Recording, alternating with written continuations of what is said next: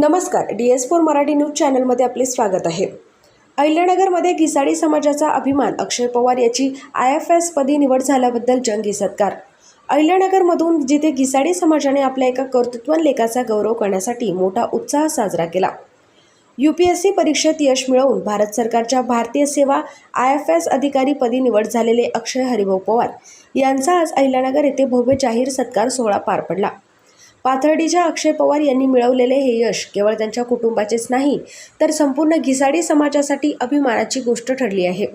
या कार्यक्रमाला घिसाडी समाजाच्या हजारो बांधवांनी आणि भगिनींनी मोठी गर्दी केली होती. या सोहळ्याला अखिल घिसाडी समाज पुणे अध्यक्ष बाबासाहेब चव्हाण यांची प्रमुख उपस्थिती लाभली.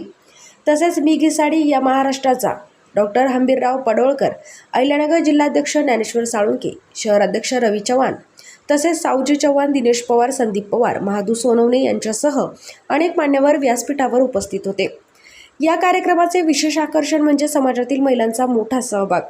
तसेच अहिल्यानगरचे नगरसेवक नवनाथ पाटील कातोरे यांनी उपस्थित राहून अक्षय पवार यांना पुढील वाटचालीस शुभेच्छा दिल्या.